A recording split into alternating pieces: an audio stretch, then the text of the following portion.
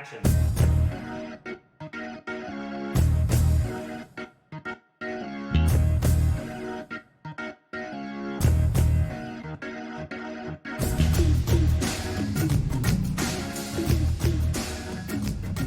Welcome to Off Camera, the UC Film Society radio show all about movies. I'm Ollie. I'm Jake. And I'm Cam.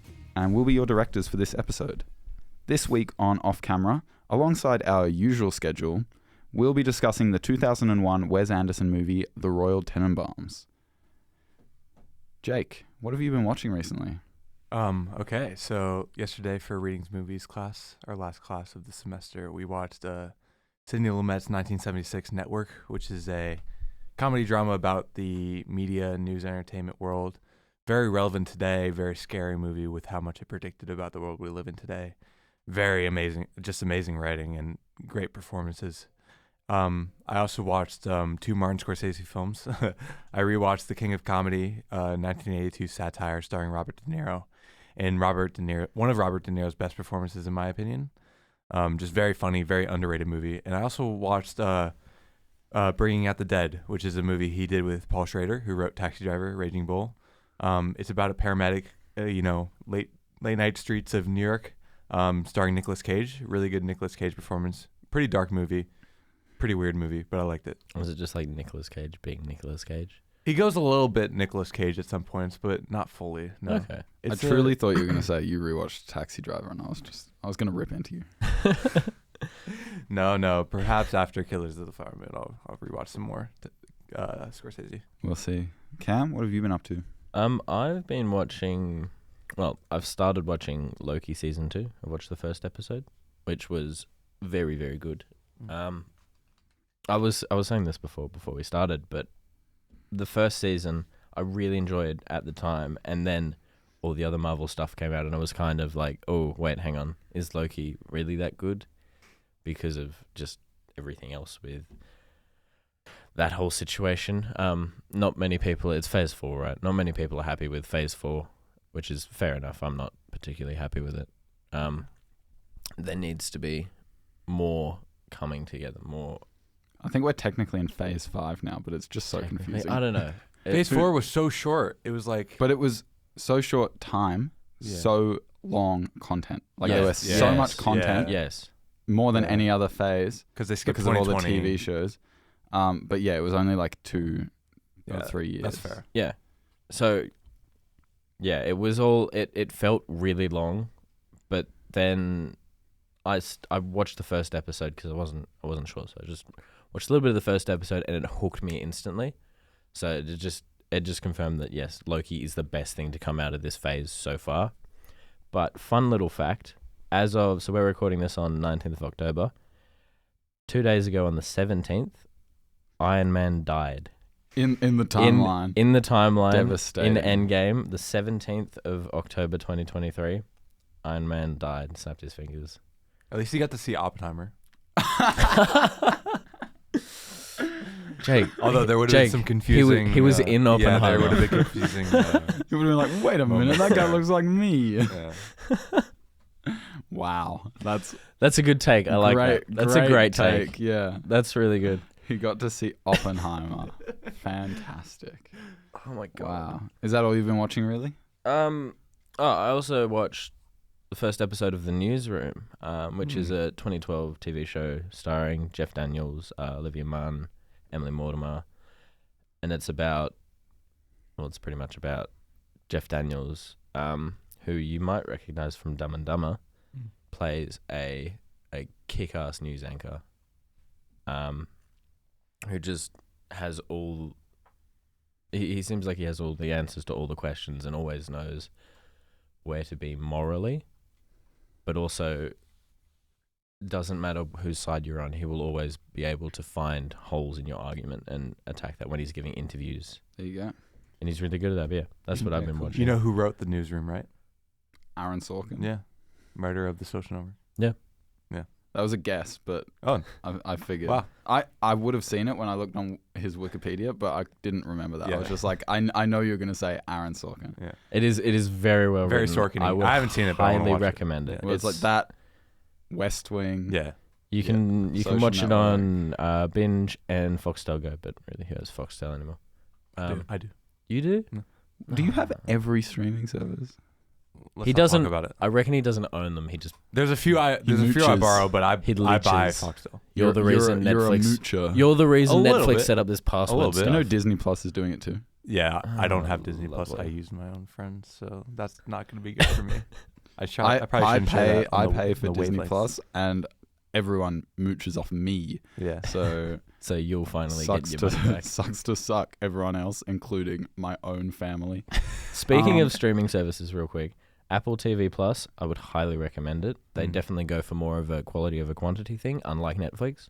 And I think, yes, you can watch every show there in like a couple weeks, but they're all to such a high quality that Mm. I don't think that's a bad thing. And they always have new stuff coming out. It's I've like, never really seen an Apple TV Plus thing that's like hooked me, like with a trailer or anything like that. Have you guys seen Severance? No. I'd I've watched highly the recommend first episode Severance. of it. It is the cinematography in it is incredible. Directed by Ben Stiller. and Wow. yeah. There you go. and Who will be a topic of conversation? yes, in he a will. bit. a very, very important topic of conversation. But it's also a very cool concept and definitely fits within this working in this whole work environment now post COVID. I think it works really well. Yeah, the only app, like I really wanted to see Tetris. Mm.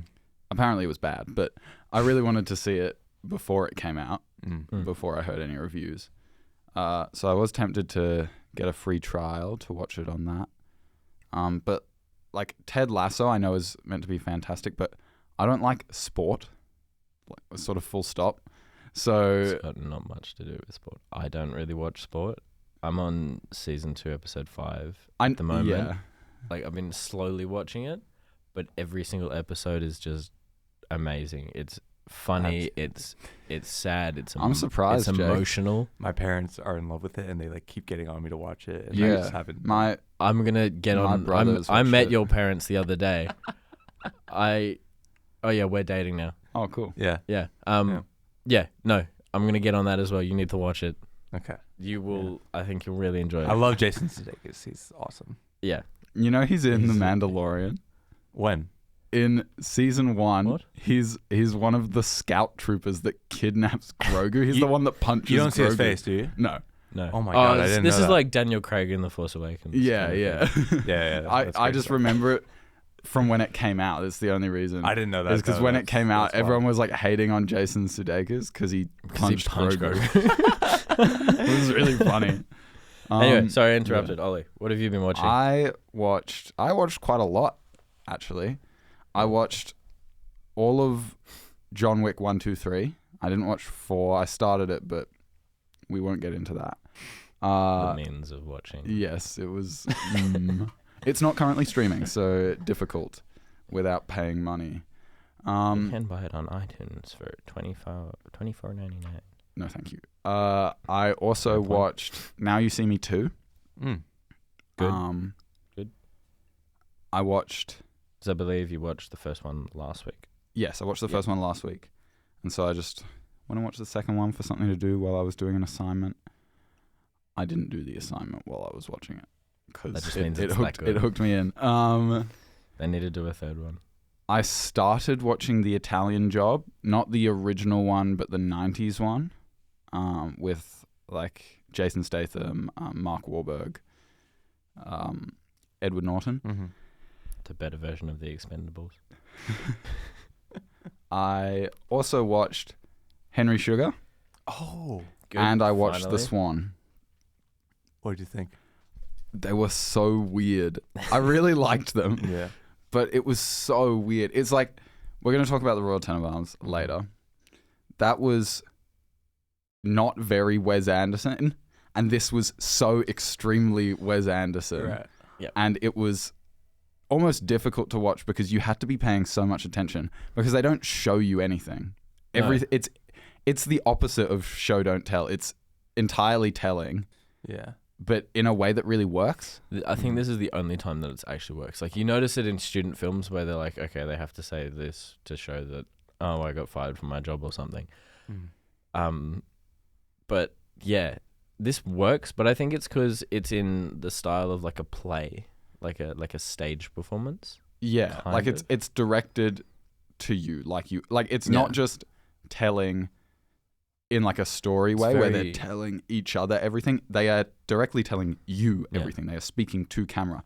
I thought it was so funny when Dev Patel is like, as the doctor, he's talking to his colleague and he'll like say something to you, the audience, turn to the colleague, say the line, and then come back to you and say, I said. Yeah, That scene It's is, like- that stuff it's is so amazing. funny. that's very clever. Or like Um, I think in Henry Sugar, when they're walking down the hallway and he goes, my colleague's face was livid, and then Richard Ayoade just turns around with like just a stone face, and Yeah. it's so genius. It's so clever. Also, like you were saying, I think last week when you guys were talking about it, Dev Patel would be a fantastic Wes Anderson actor more often, and even Richard Ayoade, because Yeah. he has that absurdist Yeah, sort of like he fits it so confusingly weird comedy about him, Mm. which they both worked really well. And then I watched The Swan, which was just extra weird, but I really enjoyed it. Mm.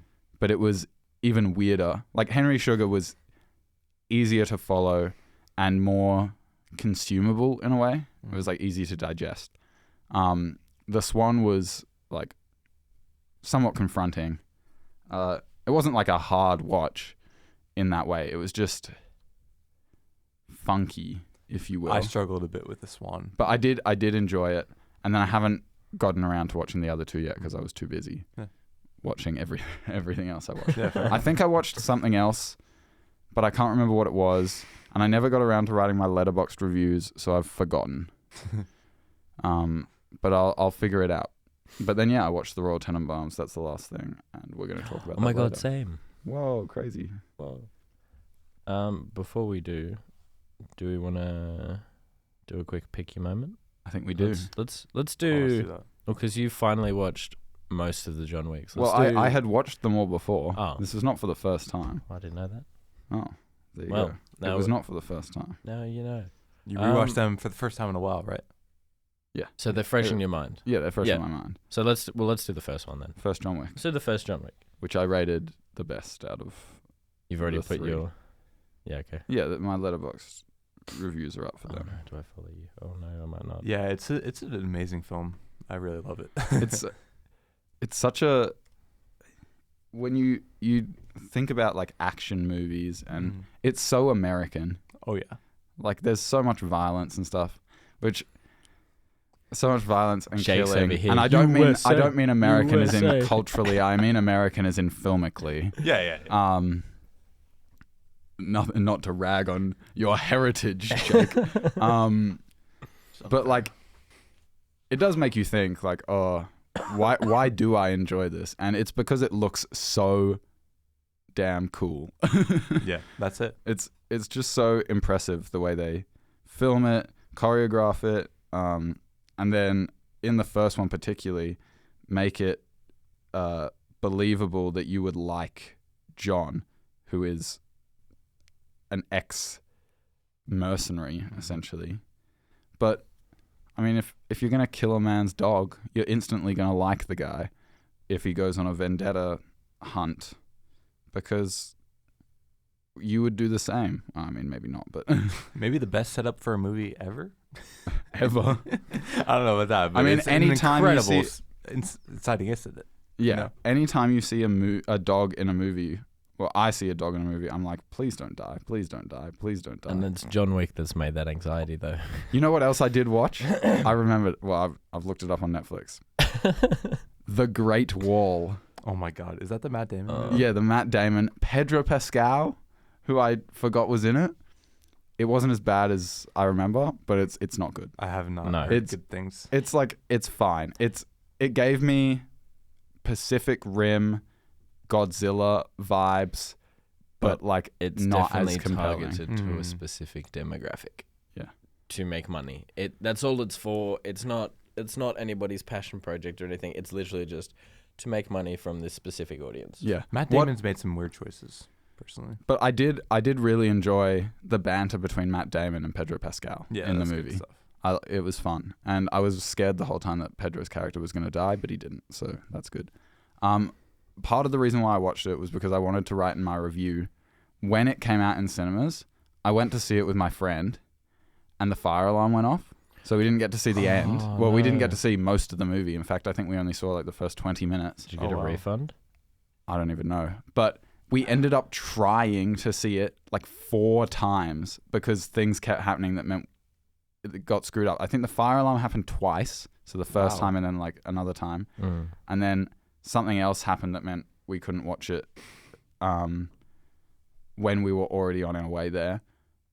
And then we finally saw it a 4th time. And then I remembered nothing about it. You were just not meant to see this movie. No. And now I've gone and watched it. Because you forgot it, even when you were talking about recent watching. Yeah. It's just erasing itself from existence and my mind. But yeah, anyway, back to John Wick, a way better action movie. Yeah. So for anybody who doesn't know, you get a handful of popcorn and there's one moment in the film where you can eat it.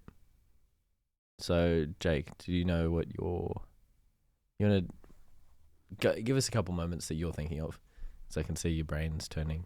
So I love Tarasov's speech as John Wick, digs his guns up for the first time. Yeah. That'd probably be my moment. Not even in like a good action moment, even though like I want to pick like a bunch of those. It'd probably be that for me because I feel like that's the moment where I get the most hype as you see John like, getting ready to start his quest. I think that moment, especially with the music behind him and the way it cuts between the speech and, John. Yeah. That'd probably be my moment. Idea. I have 2 ideas for mine. I want to go with like a moment like that. Mm-hmm. Like something that's not super action heavy but really intense, because that's the whole thing about the movie is obviously it's very action heavy, but it's also just very intense in its quiet moments. Mm-hmm. Mm. And so you can talk extensively about all of the action scenes, very particularly the first one where John finally suits up for the first time. Well, finally, it's only like 20 minutes. In his house? It's like 25 minutes and it's not. Yeah, in his house. Yeah. So And he just demolishes all these guys. I think 12 bad guys, maybe more. He just absolutely demolishes them. And that's, once I've picked my moment, we've all picked our moment, I want to talk a bit more about the rest of the movies, because this scene is like the setup for the whole whole franchise. It sets the tone so well. But I think there are 2 moments for me that are my like most suspenseful action moments, and they both involve Yosef Tarasov. Mm-hmm. And that's the one where he's in the red circle and he's in the bath. Yeah. Or the baths. Yeah. And there's the music playing. So good. And it's like the soft, sort of upbeat, funky music. Yeah. And John is just going through like quietly taking all these guys out. And then he gets noticed and starts going crazy. But the music's still just going. Yeah. That is a massive strength. It's so good. I love that. And then the other moment is when Yosef is in the safe house and Vigo has given John the location. And so we see the setup with all the snipers checking in and the guys playing video games. And he's like, can you turn that off? And then I can't remember if we see John take out the sniper, but suddenly John is one of the snipers. I don't think we see it. I don't think we see it either. No. John is one of the snipers. And then the whole scene from the start of that scene, so before John takes over, but when John takes over, it's just like bam, bam, bam, bam, bam. He just takes everyone out and takes no hits himself. It's like he's such a badass. His most Baba Yaga moment. Yeah, that's great stuff. In that movie. 100%. So I'm gonna pick that one. It's a good choice. Because I'll get into it in a bit, but I want Cam to say his moment first. I'm just gonna say every time I think about this movie, I completely forget about Willem Dafoe. Yeah. Oh, I love every single it's time. very random, but he's really good in it. Every He's so single good. time, I completely forget that he's in it. But even though his character has such an important role in it, I completely forget about it. Which is Marcus. I don't know Such a good character. what that So says about sad. the movie, but it's probably just me being not watching it in a while. But my moment, I'd have to say, back in that club scene where John's slowly getting into the bar. I keep forgetting everybody's name. Which bar? The The Red Circle, like the club. Yeah, the club, the Red Circle, and Yeah. he's talking to the bouncer because he knows the bouncer so well. Yeah, that one's And so. He's like over 40 kilograms. Yeah, he's and lost it's so like, much weight. What? And John's so nice to him. He's Yeah. like, take the night off. That's Yeah. another amazing Like, moment. And he he's like, doesn't want to "Thank kill you, him. Mr. Wick." And he walks off, and that was just like, that was really good. But I think it's when Yusuf is sitting in the bath and he's hearing all this commotion, but we can't see it, and we can feel him, like you can see him. He's getting getting really tense. Yeah. And then he says, "Go and get me more wine or whatever," because he doesn't believe what's happening. He's in his ivory tower. Yeah. And I think just that when he gives that command, it's like, oh, shit's about to go down. Yeah. So that's your moment when he's That's sitting my there. moment. That's a good- That's when I made yeah. the popcorn. And I forget. There's one shot where I forget which John Wick it's in, but where John falls into a pool with a bad guy, and they both go to shoot at each other, but the bullets drop in the water, and you see them drop in the water, which was just like a massive middle finger to every single action movie that has people getting shot in the water. Yeah. I forget. It's either the first one or the second one. Because I watched them all in such succession. Because he definitely goes into the pool in the first one. Uh-huh. Yeah. But I forget which one. It's so clever. I think it's the first. I think so too. I'm gonna look it up, but keep talking. I also love the moment like early in the film when he first meets Iosef and Yeah. he speaks. What language are they speaking again? Russian. Russian. And when he speaks Russian back to him, that's such a good moment. It's like, it's if you've ever been to like a foreign country where you speak that language and then people are talking about you behind your back and you just go, Yeah. I can understand you, you know. Yeah. So good. John Wick's such an awesome character. Yeah, I just want to talk about, like I was saying, that very first scene with like in John's house Yeah. Mm. where they're talking, where he takes everyone out, but he does it so efficiently. Like there's barely any struggle. And when I first watched it, like when I watched it recently, when I first saw it, I was like, oh, it's not as impressive as I thought it was because there is some struggle. Mm. But then you compare it to the rest of that movie and the rest of all the other movies, and that is probably his most precise fight scene because 90% of the bad guys is just like insta kill. Mm-hmm. Mm. And then the other ones that he actually wrestles with, there's never any like question of him being in danger. Mm. He's always in control of his movements and theirs. And I want to talk about that alongside what you were saying, Cam, about the bouncer, Mm. because I think that's why I like the first movie the most, because John is he's at his most understandable and compelling because he's fighting for this reason, right? His wife has died and it got him out of the game, and now he's getting vengeance for the fact that this guy like killed the dog, the last gift from her. Like the car's important to him, but it's mostly about the dog and his wife and stuff.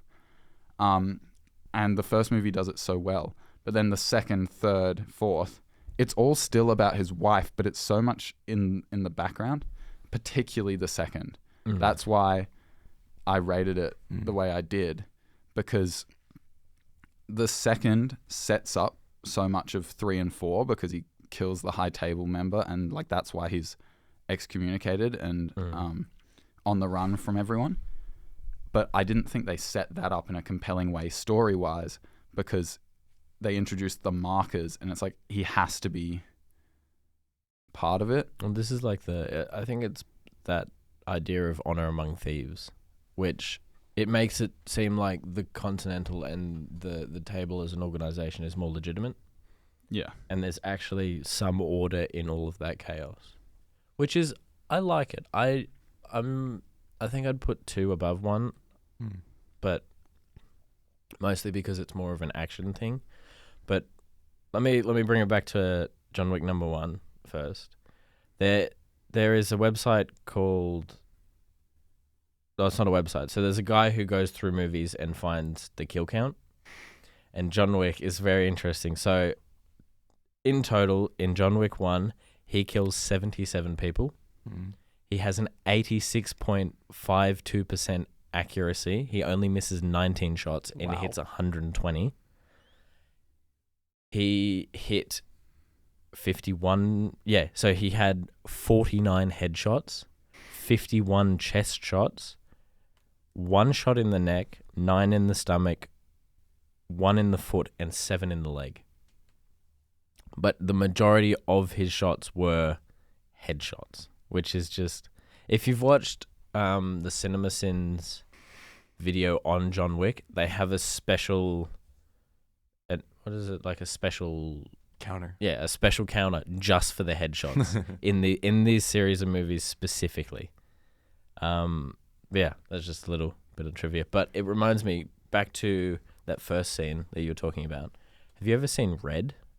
No. With Bruce Willis. Bruce Willis. Yeah. It felt very much like that film. But so in the beginning of Red, Bruce Willis is like this retired CIA operative who gets his house raided in the middle of the night.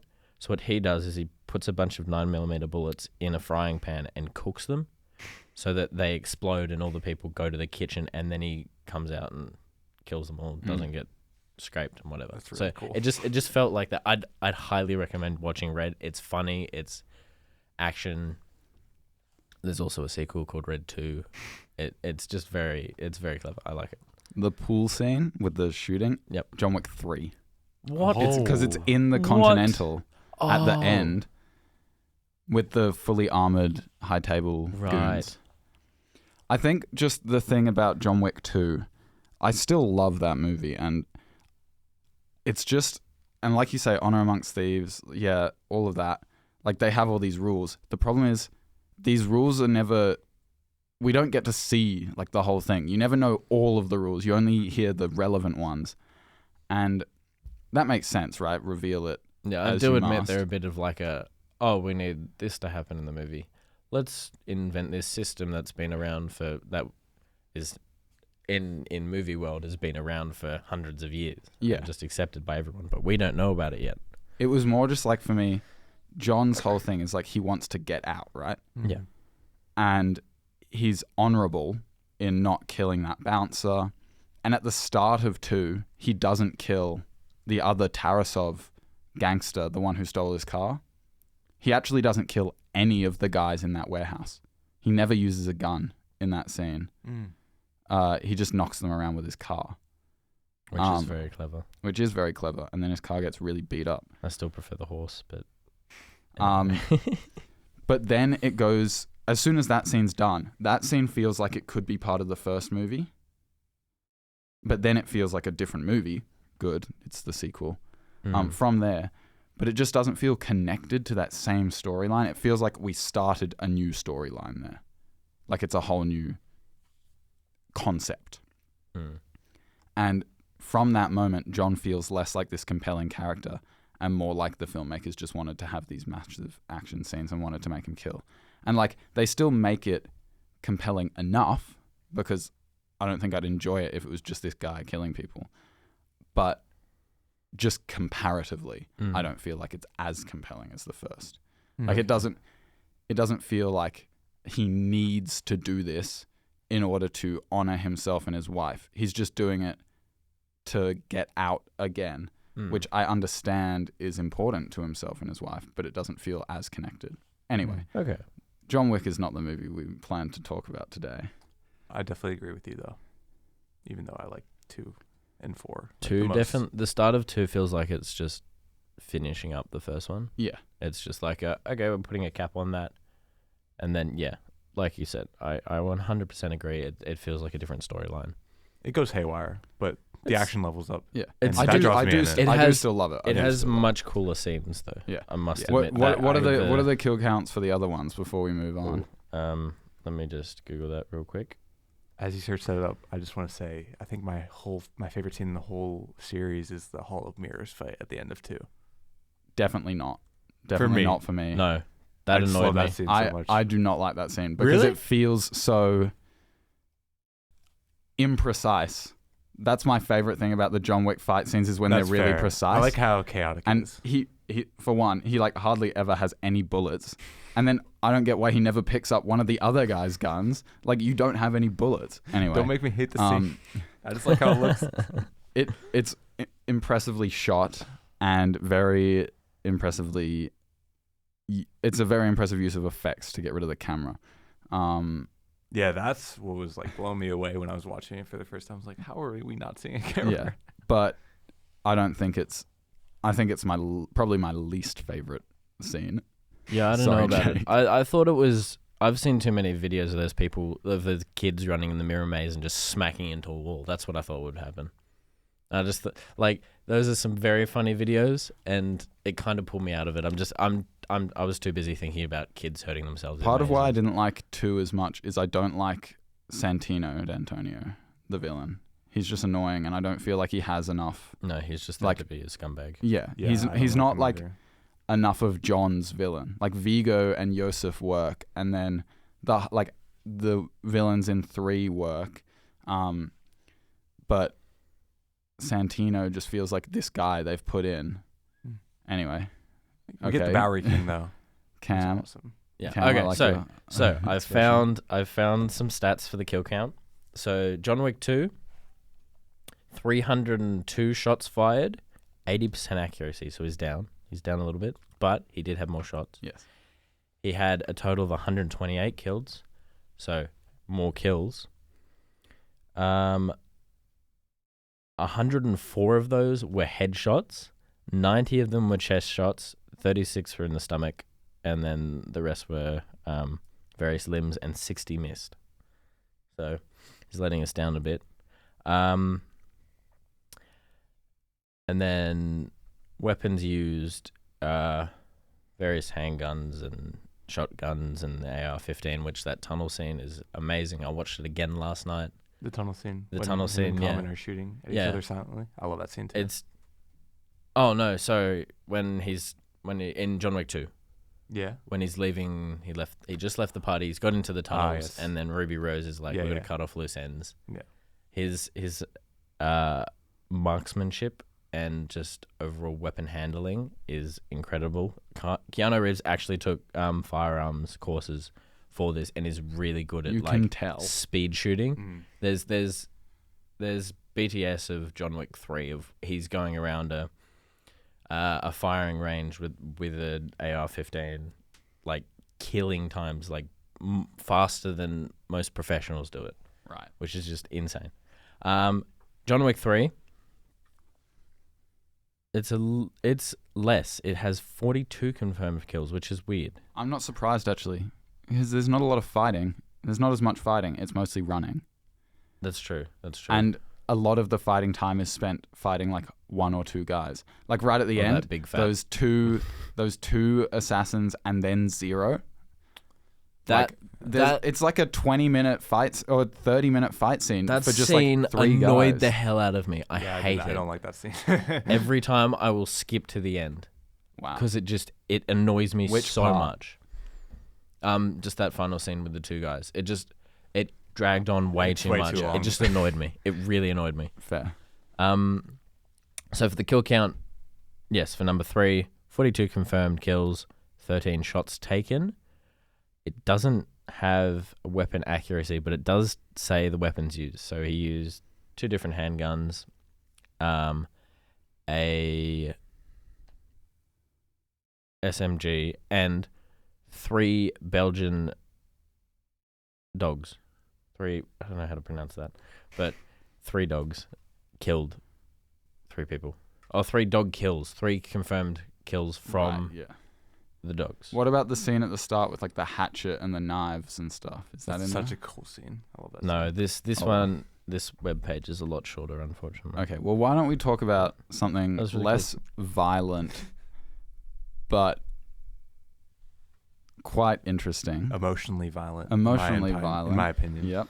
Now time Jake. for Jake's deep dive. We need a little sting. We do need to make a sting. You can make a sting. I'll make one. Yeah, you make a sting. So- and you start us off. Talk about Tell us about our what we're talking movie about. for today. So we're talking about the Royal Tenenbaums, Wes Anderson's 2001 film. Whole ensemble of cast: Gene Hackman, Angelica Houston, Gwyneth Paltrow, Ben Stiller, Luke Wilson, Owen Wilson, Bill Murray, many other people. This original story he wrote with Owen Wilson, as he did most of his early films. It's about a family reuniting after, several years of being apart, and it's about, just this time they share together. There is a story that drives it, but not really. It's more about just seeing these interactions. And I love this movie for so many reasons. I think it's a great blend of both his amazing cinematography and sets, but also very emotional writing, very funny writing, very dry writing, but also just, and I love that he's not afraid to get a bit dark in this one. There's some dark sequences that you would not think Wes Anderson would do that are just so gripping and, amazing to watch. So many great performances. Owen Wilson in this movie is unreal. But yeah, I love this movie so much. It just makes me so emotional when I'm watching it and really grips me. It's a very confronting movie. Yeah. I thought out of the Wes Anderson movies I've seen, it felt the least like his style. Mm-hmm. But I absolutely loved the writing. Mm-hmm. It was co-written with Owen Wilson, which you were saying the other day how you think his newer stuff, which is just Wes written, and his older stuff, which he co-wrote with Owen Wilson, is very different. And it's so abundantly clear here. Yeah. This movie made me cry. Yeah, it makes me cry too. But I cried in probably the happiest part of the movie. Which part? In the scene where the fire truck's there, and it's Royal gives Chaz Sparkplug the dog, which is the absolute best name. Yeah. Gives him the dog, and then Chaz goes, "I need help, Dad." Yeah. And Royal goes, "I need help too." That made me cry. That makes me cry too. I then didn't cry when Royal died, which sort of surprised me because I had cried just 5 minutes earlier. But I think it makes sense because I didn't I wasn't crying for Royal. I was crying for the emotions of the whole family and how finally things were turning around for them and they were all happy. It was a rough movie. I watched it too late last night and too early this morning for proper emotions. Uh-huh. And it really hit. Yeah. It hit. There is a suicide attempt in the movie, so trigger warning for that. I've seen suicide attempts in movies before. I mean, literally in John Wick 2. Mm-hmm. It's the exact same method. Yeah. That wasn't as confronting to me in John Wick 2 as it was in this. It was rough to watch, hard to stomach. It's really hard. Yeah. It's so emotional. I don't really know what else to say. It's true, yeah. But for the movie as a whole, the acting is fantastic. The writing is fantastic. The cinematography is very different. The first time I saw a handheld shot, I was like, "Is this allowed?" Wes Anderson? I know, it's really weird, yeah. The set design's great. It's all great. There was something about it that stops it from being perfect for me. I think just because the writing was great, it's sort of like Taxi Driver, but in the opposite way. It's I didn't like the characters, but I liked it for that reason. Mm-hmm. Instead of Taxi Driver, where I didn't like it for that reason. But they were still all because it was more like they were believable characters who were just going through stuff. Yeah. Yeah, I don't know if I can pinpoint exactly what is holding me back from giving it 5 stars. That's fair. But yeah. it might just be the emotions and how confronting it was. Yeah. But I did really, I don't want to say enjoy Mm. because it was confronting, Mm. but it was a satisfying watch. It sounds like it with- had an with the impact story. on you, It had which an I think is impact. good. It had a Yeah. big impact. Yeah. Yeah. I'm not sure I would say it's my favorite Wes Anderson purely because I don't think I could rewatch it. That's or at kind least of not- why I not- love it and I rate it so highly in his filmography. Well, that's so fair. Yeah.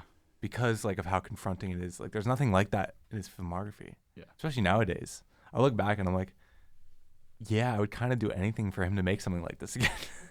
Even though it's like amazing, he makes masterfully made movies now, and not saying his early ones aren't masterfully made, but he's definitely, stepped up in his craft. I'd love to see him just tackle an emotional, story like this. I nowadays. think before the suicide attempt, I was sort of losing it a bit. I think Mhm. that's what is holding me back. Is up to that point, Mhm. it is a bit aimless.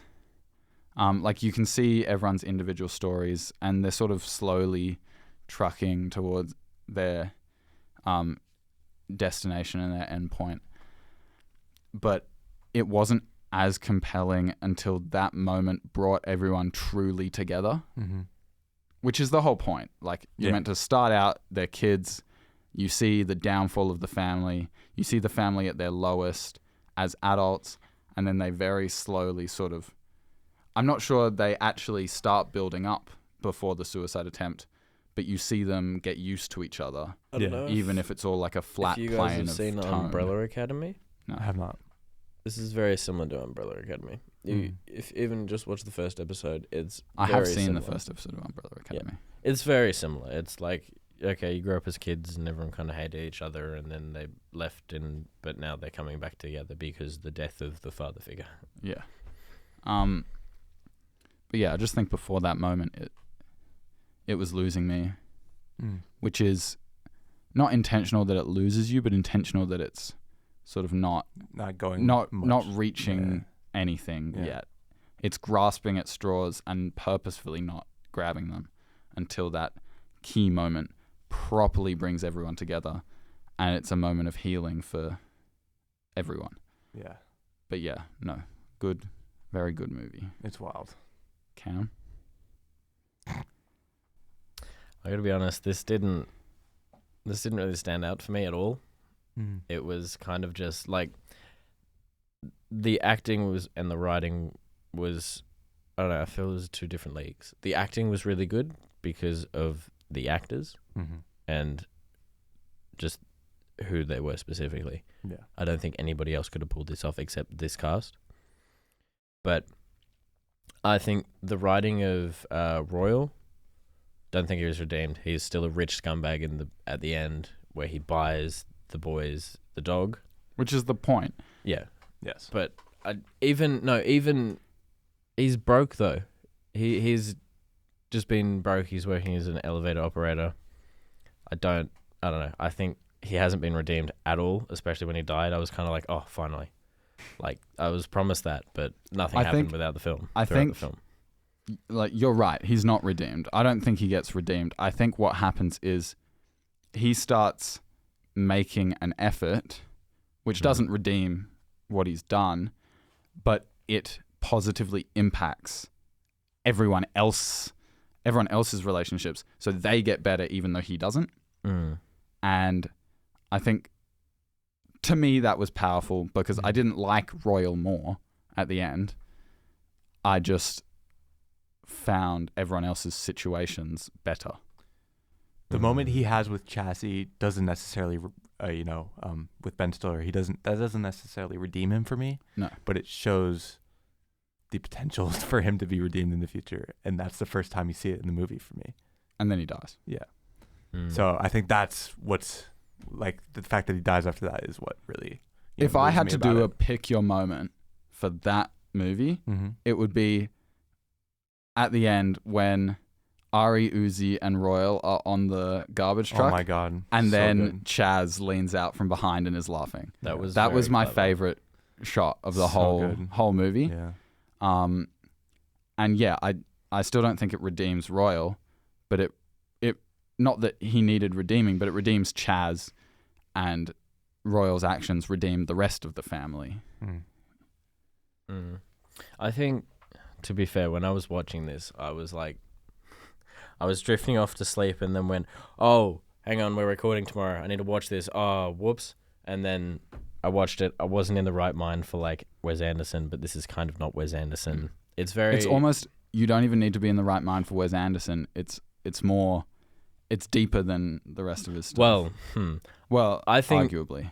I think the mind that I was in was like, I was struggling for a solid half an hour to tell the difference between Owen Wilson and Luke Wilson's character. Wow. But like, yes, they're brothers, they sound the same, but I was like, hang on a minute, which timeline are we in here? I was Which time? I was not in the right Loki headspace for mode as this. well. Owen Wilson is so amazing in this film. Yeah.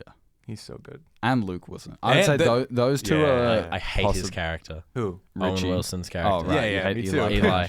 I hate his It's character. so funny They to are see him stand-up. play. Burning Yeah, passion. I agree. Ben Stiller too for me. Yeah. I think I just because also dislike his character. I don't know. There wasn't... But yeah, his they're not likable character's people. I don't like him. motivations... They kind Like, of he made has- sense, he has- but it was I over the don't- top. Yeah. But I think his character is the most understandable. or Bill Murray. Bill Murray's I character. felt for Bill Murray the most. I I will say. I felt for him, but I Um, also found him annoying. He's a bit Yeah. annoying. Yeah. I do like the oxymoron is that that's probably not the right way to say it, but of Gwyneth Paltrow's costuming and makeup. How she has really dark eyeshadow and her face is really depressing, but she wears like sparkly beads and really bright and colourful. Juxtaposition. Yeah, Yeah, juxtaposition of just her costuming. It was weird, but I liked it. But yeah, I don't know. It didn't really. I don't think it resonated with me. I like Alec Baldwin as the narrator. I don't. I think, didn't even realize that. When I he's, don't- the whole story at the beginning. Yeah, I just think I was listening to the words and not the voice. Yeah. I don't. I recognized it. I recognized the voice. I couldn't pick it until I'm looking at the I cast. also love the soundtrack of this film. I think it uses the songs really well, especially when the moment It when uses Gwyneth, very well-known, Hey Jude. It uses Hey Jude from the Beatles, but like very a cover of it. well-known songs. And I love the song, and just I'd probably pick my moment for when Gwyneth Paltrow walks off the bus, and it's like slow mo. Do you know what I'm talking about? That felt very out of place Oh wow, yeah. I don't know. I for love Wes Anderson. it. Yeah. Like this is very not. This is Ye- early. Like Owen Wilson co-wrote this with Wes Anderson, so Mm. it doesn't. It's not. It's not stylistically like what we're used to now, because we've all just watched Henry Sugar and Yeah. all that So stuff, and Wes that was Anderson, like like you said. that. If you wanted to define Wes Anderson, it's those 4 movies. But this I don't know. I think I'd have to watch it again to properly understand it and like know what I'm coming into. But it's one of those things for me. It's like sometimes I watch a movie and I immediately watch it and go 5 stars, and then as I think about it more, I'm like, actually, it's probably not worth that much. Whereas for this, I immediately watched it and I was like, it was fine. Particularly because, like I was saying, it was sort of losing me. Like, I liked the opening, and then it was losing me towards the middle, and then the third act really brought it together for me, which made it then fine again. But the more I think about it, the more it's like, yes, it's a compelling, well-written story about a bunch of unlikable characters. I think I'd have to give it... I'm tossing between 3.5 and 4 stars. And 4 is like... If it truly is as good as you're saying, Jake, and like if I land on it being as compelling, and then the 3.5 is I do agree with the stuff you're saying, Cam, and it's like there are some moments where I'm like, yeah, that's really, really good choice, and then some moments where I'm like, but I didn't like that, and it's about the same moment. Yeah. That's fair. I mean, I don't necessarily disagree with what you guys are saying, even though I really love it. And I think it's one of his best films. But I think why I like it so much is kind of like some of the reasons you're saying. Like, you're saying a lot of things don't feel like Wes Anderson, feel out of place. And I think I love that he's trying new stuff in this film. And well, technically, this is one of his earlier films, so his style wasn't like. I think he wasn't as defined then. This is before.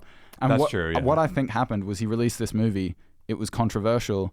And he cut out all the controversial stuff and started focusing on the bits everyone liked, where it was like, hey, I like the way you framed these shots. I will say the cinematography, and this is my favorite part of the movie.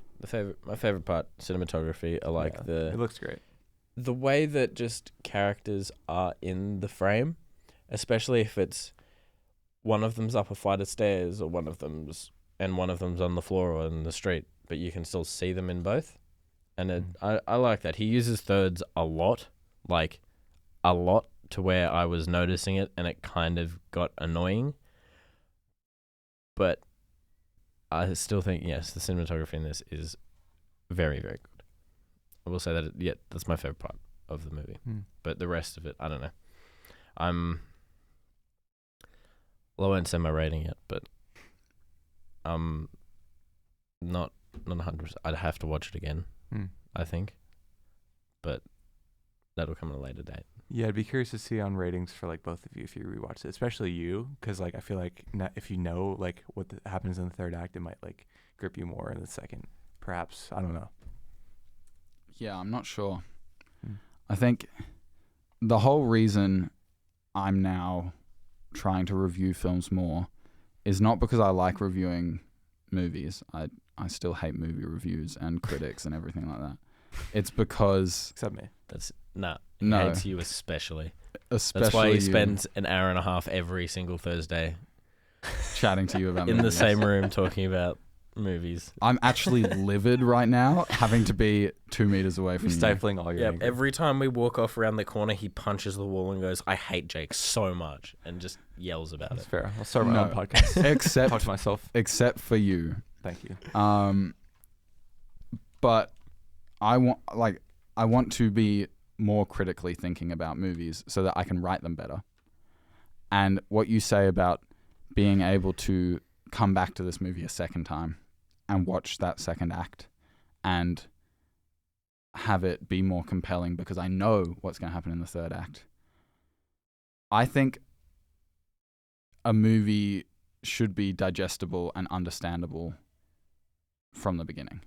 As in, you don't have to know everything that's happening or going to happen. You don't have to understand it, but you have to be wanting to see where it goes. And I think that's where this fell off a little bit for me, whereas it felt like a lot of the same. It didn't... One of the things we've talked about in one of our writing classes is for a story to be compelling, you have to start somewhere, and then the status quo has to change, either up or down, in terms of positivity. And then it has to finish in a different place to where it started. And I think what happened was we started sort of in the middle in terms of positivity. We went down. And then in the second act, we did not change. There was no up and down. It was just down the whole time. And it wasn't until that third act where things started going up again. And so, yeah, it was like... You have movement in the first act, that's where I was engaged, and movement in the second act. In the third act, that's where I was engaged, but in the second act, there's nothing. That's a good point. And so that's what I find rough. And so I think it's valuable to be able to come back to a movie and still gain stuff from it, especially in like a mystery movie or a very complicated story, where you pick up things that you didn't notice that were clues that you could have noticed the first time and helped you, but weren't necessary. I just don't think this movie is one of those movies. You're right. Yeah. Please don't let our views taint your reviews. He will never. No. He's very Trust me. religious if you have with a look his at own his, views about the at movies the top he likes. 3 reviews. The only reason I said that is like sometimes, movies sort of like this, I come back to and I'm like, I see, something in the second act that connects to something in the third act that makes me appreciate it more. Maybe not this movie in specific, but I totally just get feel what like you're saying. that second act didn't have enough that was compelling. One thing I'll say is when I think about this movie, not much from the second act comes to mind. Yeah, which is fair. Yeah. Like I'm not really remembering much except for there were a lot of discussions and arguments. But I think the journey and especially the moments in the third act stick with me more than kind of anything else in his filmography, if I'm being honest, even though I like Grand Budapest more. And like I recognize that like Fantastic Mr. Fox is also a better movie. Look, I feel like there is a Fantastic Mr. Fox-y element about it, about this extended weird family. For sure. I think Fantastic Mr. Fox does it better. Yeah, because I don't think it needs to resort to dark places to be compelling. And I still like this movie, but I'm always gonna like a happy movie better than a sad movie. That's so fair. One of my favorite scenes in this whole filmography is very emotional from Fantastic Mr. Fox, and it's really reminiscent of what I love about this movie. It's the wolf scene. Yeah. I think that scene does a lot without saying a lot and without being dark. So I think Yeah. it gets to exactly what Yeah. you're saying. Yeah. I just want to go back to the characters real quick. Ben Stiller, his character, Chaz, sorry. The evolution from child to adult, Mm-hmm. I couldn't connect it. Like when I first saw him, I went, "Hang on, who's this? When he's a kid Yeah. at the start, is he wearing a tracksuit? Yeah, there's Okay. no evolution. Is he?" Because Yeah. I didn't like. I thought Hang on a minute. the tracksuit is something I associate with a sports person, and he was not the sporty one of the trio. No. That was Richie. So I do get what you're saying. It wasn't until I knew it was the same character because He's wearing a suit. as a kid Oh. he's wearing a suit. He's wearing a I suit. swore Okay, he was- yeah. So I'm thinking of it his was kids. it was that costume change that went. Hang on, is this the same character? If he'd been 'Cause it wearing a felt- suit, he had a freaking tie carousel. yeah, And then it just goes to an Adidas tracksuit, and he wears that for I the rest think- of the then movie. he yeah. Even in the funeral at the end, he's Exa- wearing a black tracksuit. I which think is he's- that was a very funny That visual was gag. objectively I funny, did, but I thought that bit was quite funny.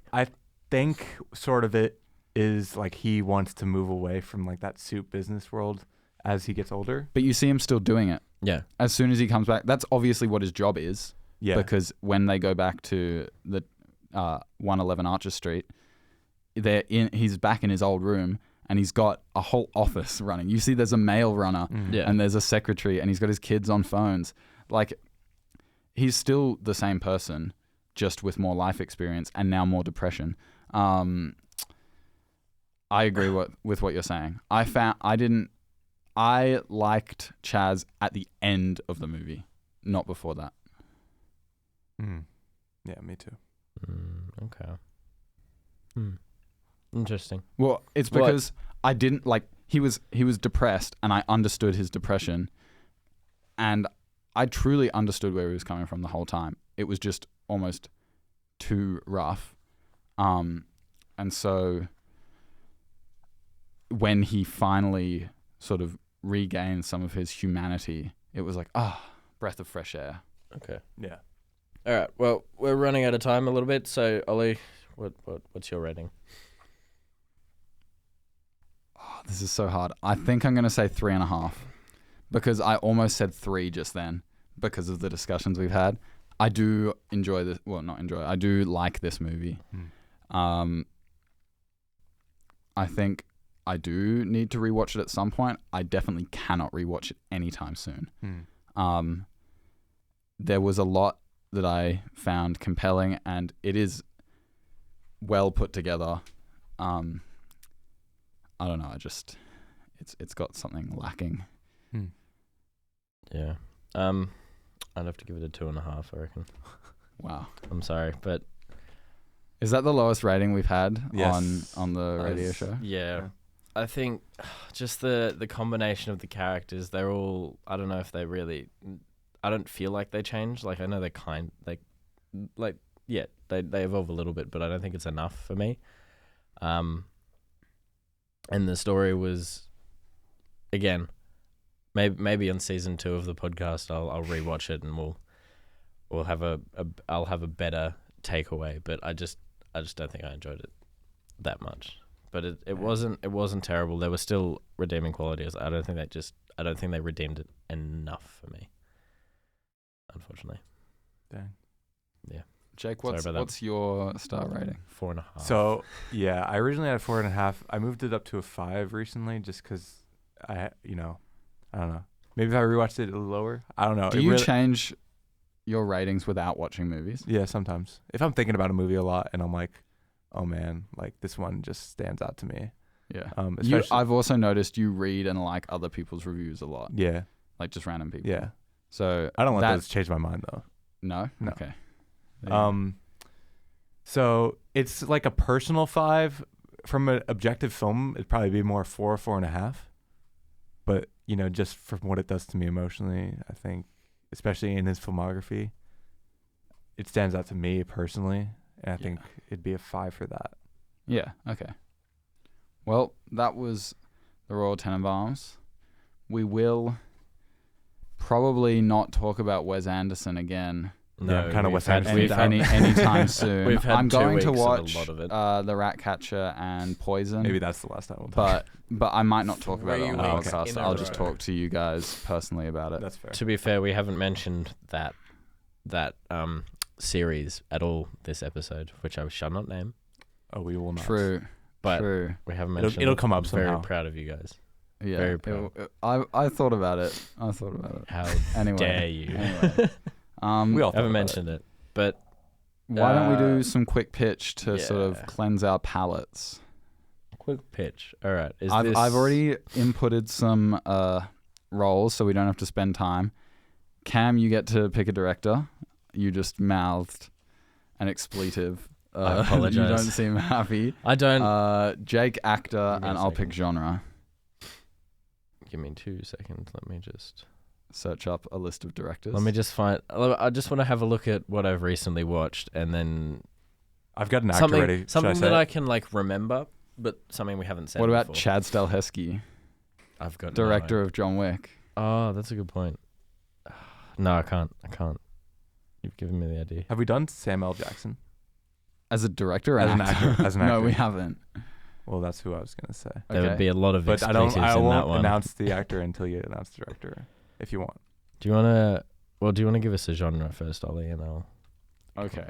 We'll Come start back with to it. genre.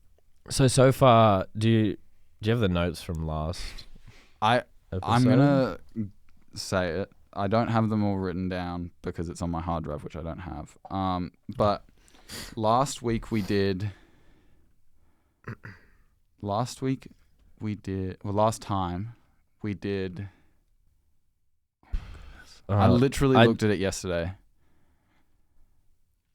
We You need to think of the story. I'm gonna go back to the beginning. think of the story. So What do we do to begin with? the very first one was Spielberg, wasn't it? Oh my God, No, Tarantino, Danny DeVito. No, that was That the second one. That was the second one. I feel like Spielberg was last week. The last time. We did No, Spielberg. Spielberg was very early on. Last time was Tom Holland was the actor. Tom Holland, Guy Ritchie. Guy Ritchie, yeah. Guy Ritchie. Okay. It was yeah. the guys in London.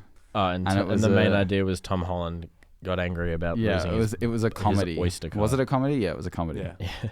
Okay, so let's do a. We've done thriller, we've done comedy, we've done horror, we've done mystery, we've done sci-fi, we've done western. Let's do romance. Actually, we have done romance. We've done We did romantic Rom-com. comedy. Yeah, And right. just straight romance. Let's just do straight romance. Okay, romance is the genre. What actor you thinking? Ryan Gosling. So not Samuel L. Jackson. No. No. Romance. Bit different now. Ryan Gosling. Okay. Well, as a director, I'm gonna go with Jon Favreau. John Favreau. That's good. Very That's good. nice. Okay. So John Favreau's done a lot of action, But but he's also done the live-action Disney remakes.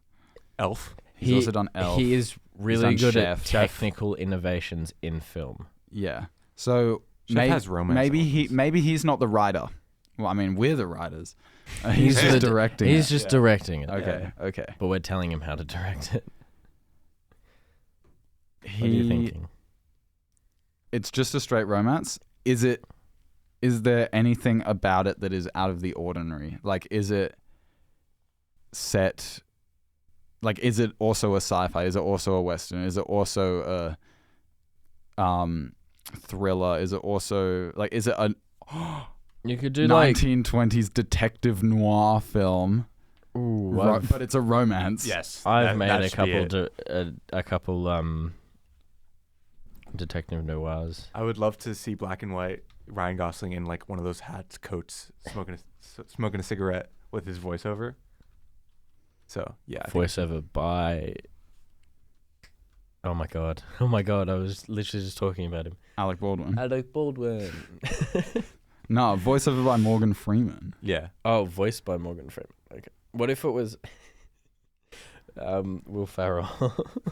Voiceover by Will Ferrell As Buddy the Elf. as Buddy the Elf. That's That's good what I'm stuff. looking at. So 1920s detective noir is the setting. Mm.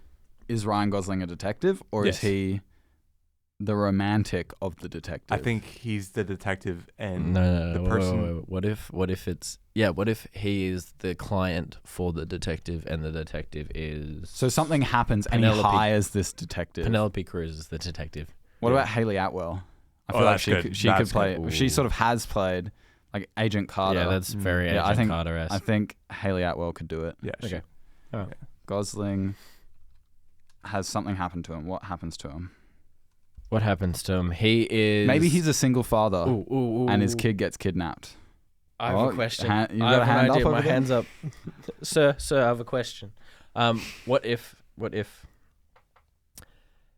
he comes to Haley Atwell with a query of, is my wife cheating on me? I need you to gather some evidence of this is a romance.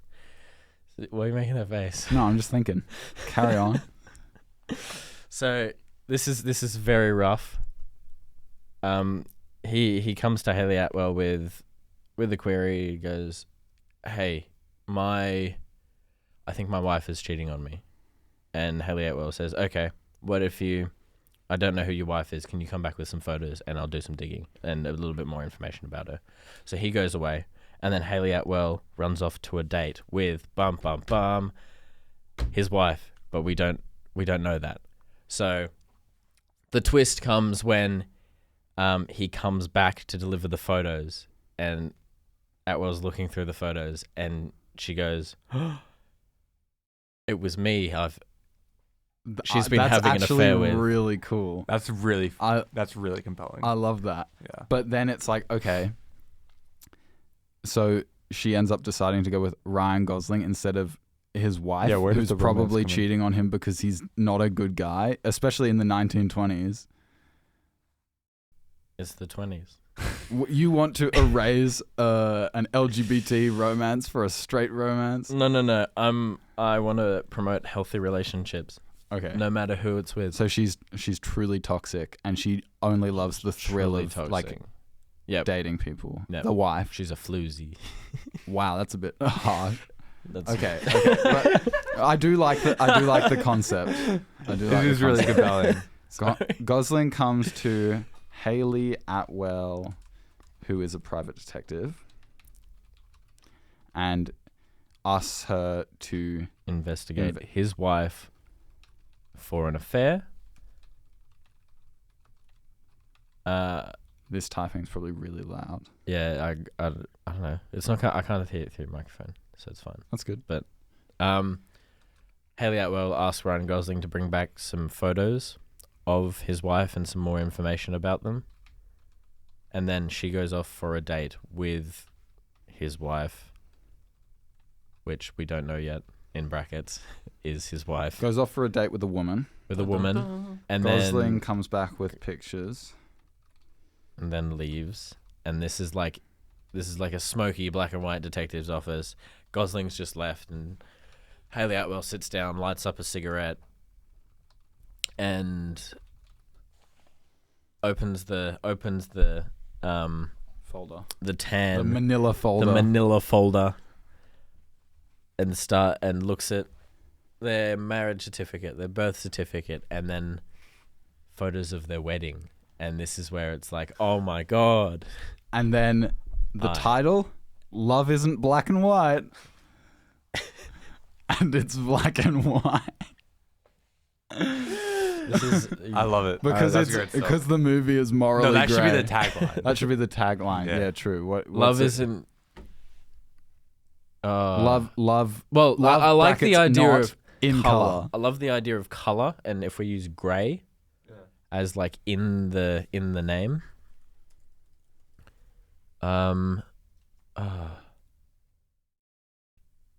Okay, there's not a movie called Love Isn't Black and White, so we could call it that. It's too long. There's a short long, film maybe. from 1928 called Love in Black and White. That doesn't sound like a good kind of film. Just quietly. The misadventures of a traveling theatrical company as the actors attempt to put on a show while romantic rivalries erupt backstage. Is it directed by Burt Reynolds?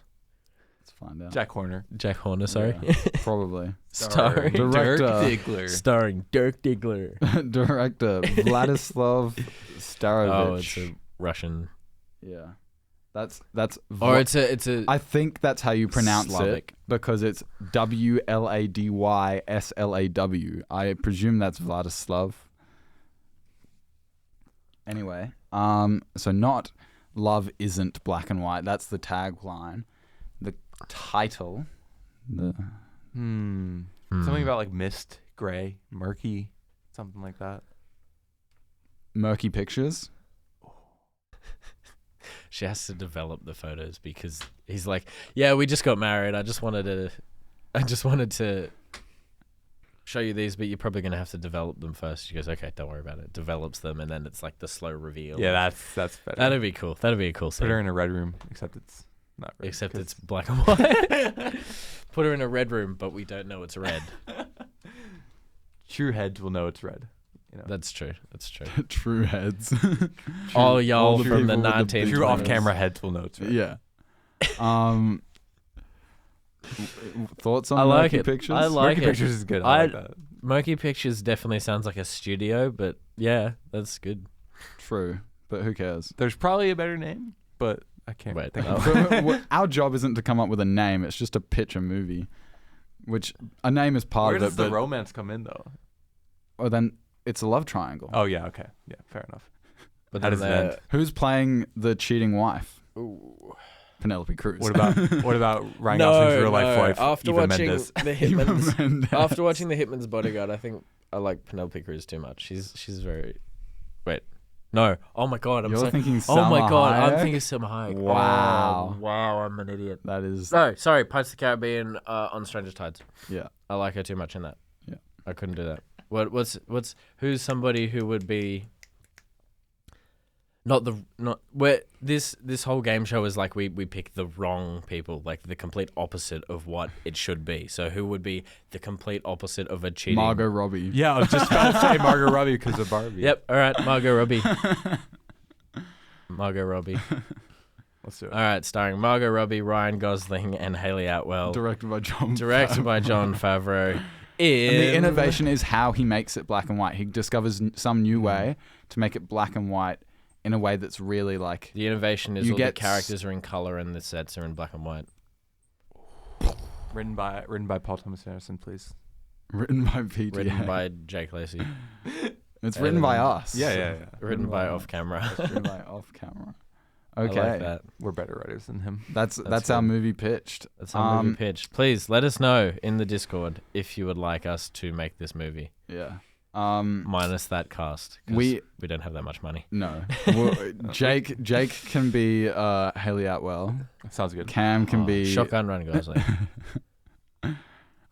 and we'll get someone else to be I'm just Margot Robbie. anywhere. You're Um, Margot Robbie. I'm Margot Robbie. You'll be Margot Robbie. I He's was Ryan gonna be Gosling. I was gonna be Jon Favreau. Oh, okay. Is that too narcissistic of me? Yeah. Okay, No, I fine. think- I'll be Well, Margot Robbie. Just get Jon Favreau No, to I be feel Jon like it's more Favreau. narcissistic True. to say I'm Margot Robbie. Yeah. Or Jon Favreau can be Ryan Gosling's best mate No, I mean because he's in He would be the True. director. he's usually in a lot of his films. yeah. That's true. So Yeah. I'd like Okay. to see Jon We'll do Favreau that. in that. That's it for quick pitch for today because I don't think we need to talk about this movie anymore. I think so we're weird. good. Coming up very soon, in fact, probably by the time this releases, it'll be well and truly open, is the UC Film Festival. We're going to do a screening. It'll probably be in December Yep. of all the films that go in. And I want the screening to be of every film that gets submitted. Mhm. And then we do judging after the screening. So everyone gets to see everything and then we judge. So that... by the time this releases, the film festival will be open for submissions. If you're a Film Society member, submissions are free. Film Society membership is $10. Submissions are $15. So go and do that. Please definitely submit anything and everything that you have. If There are there's so a many film categories that you've as made, well. if there's a film that you've made that you have already shown, like if you showed it at our short film screening a couple of weeks ago, still come and show it. Still definitely submit it. We love to see all of your guys' work. Even your second year films that you're making right now, or your third year films, or your first year films, anything that you've made. Some of the categories are best first year film, best second year film, best third year film. So it doesn't matter what you're submitting, you still have a chance of winning, like competing against your level. But then there's also best director, best cinematography, best writing, all of those things. So you can win, you can compete against just the people in your year level and against everyone for different categories. So definitely submit. Don't just leave it out because you don't think it's going to be valuable and you might not win. There's a reasonable chance that you'll get a prize of some sort. Yeah, so there's no reason not to submit your film. I reckon, just an idea this year. What if we did, we got a voting card. We gave everybody a voting card and they got their chance to vote on the movies. So all of the winners are decided by people's choice. Yeah. I like that. All of them would be people's choice. I like that. There you go. So now you have to submit your thing and you have to come along to the screening so that you can have a say in who wins. I reckon we do it. Let's do it Google Forms because I don't want to have to count. Is Water Baby going to be there? I believe it will, yeah. Cool. Water Baby's going to be there. Run's going to be there. I think maybe The Pot Plant might be there. And a relatively unseen film called Tell Me You Care. Ooh, I'm excited to see that. I know I've seen it on your Letterboxd page, and I want to see it. It has made some people cry. I will be honest. So very nice. It might be there. I'll have to check with the crew first, but probably Ayuda will be there. I'm not sure about the list because I think it was in last year, or that might have been Daybreak. Anyway, whatever wasn't in last year. Chain will be there for us. Chain will probably be there. Bunch of things. Hopefully Payback will be there. I forget what Julian's is. Prima should be there. I think we should have Julian back on the podcast to talk about this movie more. But perhaps. Yeah, we'll see. Maybe We'll after see. the festival. Maybe even next year. Or before. But anyway, that's it for today. Thank you everybody for coming out, and that's a wrap. That's a wrap. See ya. Bye.